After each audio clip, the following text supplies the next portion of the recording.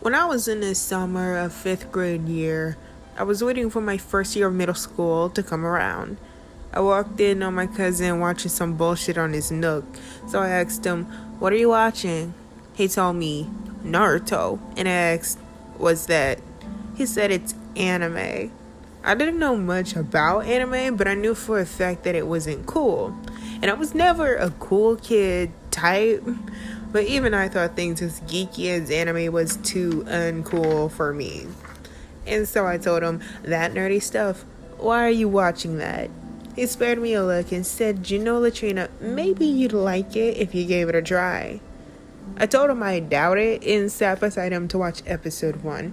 Next thing I know, I spent the rest of my summer watching all of Naruto and later on into the school year, Naruto Shippuden, damn near every single day. And this was the first time I ever watched anime and was also the first time I ever introduced myself to the phenomena of binge watching. When you're younger, you can do all sorts of things. When you're young, nearly anything even remotely eye-catching can hold your attention, even if it's for somewhat short bursts of time. When you're younger, indeed, it's kind of easy finding a 220 or 500 or even 981 damn episode long series and being able to seriously sit down and watch all day long, every single episode back to back. And you do it because it's interesting. In hindsight, it probably wasn't the most absolutely interesting thing in the world, but given how small the perspective of children are, it was probably wildly entertaining. As your anime binging and usually manga faming hobbies become a part of your life, you end up as one of those kids, and don't worry, it's all part of growing up.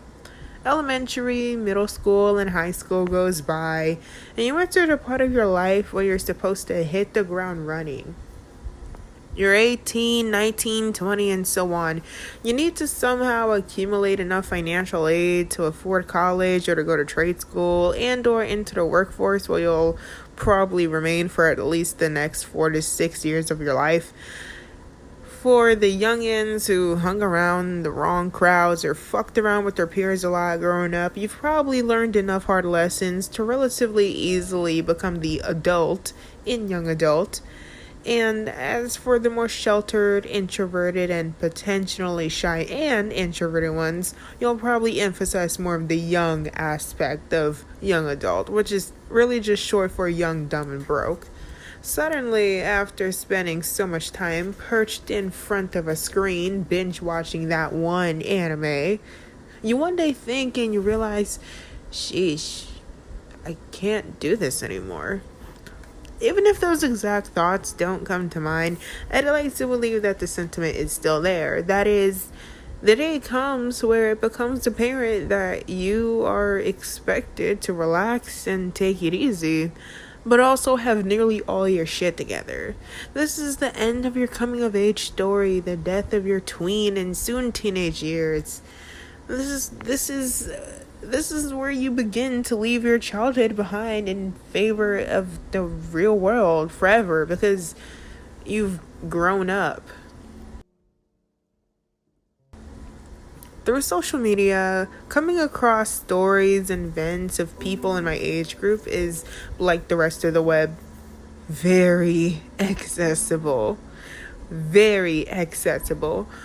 Point is, for those of us who, of course, grew older yet never completely gave up on enjoying our anime and manga and shit, there was a particular discussion that I came across some time ago but remember all the same. Basically, as you enter the stages of adulthood where the realities of trying to survive and live as a functional being becomes necessary, things we may have enjoyed so much in our youth become a bit obsolete. Frankly, getting enough sleep so that you can finish off your 40-plus hour long work week to pay your rent and then some is so much more imperative than catching up on all of Jujutsu Kaisen in like 1 or 2 nights. It gets a little harder to watch anime and even read manga as you get older. Obviously, you still watch or read because it's still all fascinating to you. However, there is a truth you can't deny. Once upon a time, you were in the target audience of the most popular shonen and shoujo. Problem is, you're older. You fund these things, but ultimately, it's for the kids. Anime is not for kids. Frankly, some of my most memorable animes from when I was a kid was shows like Chobits and Elfen Lied, where even now I vividly remember the shock I felt when I realized she was essentially sexually assaulted and definitely taken advantage of, if nothing else. And Elfen Lied's Lucy was extremely gory and violent. Later, I watched Devilman Crybaby, the anime, and was honestly both surprised and a little uncomfortable by the blatant sex and sexual references that I saw. Spoiler, but essentially, or oh my gosh, especially the infamous coming on the fucking ceiling thing. Fucking insane. At least it was for me. People will brush off damn near all in any animation with a little too much style and color as cartoon, which is really just their way of denoting something as childish and therefore for little kids. But we all know anime is full of range. Anime is full of range. It can be for kids, but given that anime can often include crude language, sex, murder, sexual assault, and flat out rape, abuse, and somehow so much more, it's amazing as in wild to me that anime is given the kids meal treatment. On top of all that, you nearly never get a trigger warning. You go in blind and you come out scarred. Yet, despite the few examples of which I gave, anime still tends to favor one demographic over the other. As in most cases regarding media, anime caters to the portion of its audience that are immature and insecure and still growing. Basically, all I'm saying is what everybody would know with just a glance at the often popular anime franchises. Shoujo and shonen dominates and is also primarily for little girls and for little boys. Adults got the money, but kids are the only ones who got the time to watch it all damn day. And so what happens is half of the fandom is going to be adults or so, and the rest are 11 to 16-year-old kids, which shouldn't mean anything. Except children are often insufferably immature. The most popular animes are geared towards kids, and so the age group of our main characters are often also that of little kids, despite however mature many of them look and act, which is kind of a thing on its own, but that's a discussion for another day. When I watch anime and am re-exposed to all the mature themes and often, but certainly not always, mature presented characters, it always gets me knowing that a lot of people consider it for kids. Being so full of graphic and generally adult themes, something I often wonder is what's stopping them from bumping up the age demographics a bit? What about these stories keep them from taking place sometime in adulthood? Given that this is all conjectural, hear me out. My leading theory is simply that adults are boring. I'm concerned that things like this, over time, begin to push this specific kind of imagery. Adults are blank slates and boring. By the time we hit just after 18, that is, 19, our personalities dull and gray out to the point of damn near disappearing completely. Perhaps a nice style and bright pop colors won't be enough to hide our boring adult-like tendencies. Thinking about books and school and work and how much money we're gonna make if we do 4.5 hours instead of the full 8 Friday, and if that'll still be enough to afford that $60 shirt from insert store name here. Somehow it's disregarded all the time that adults have personalities, we have social lives and silly hobbies. We too have stories to tell.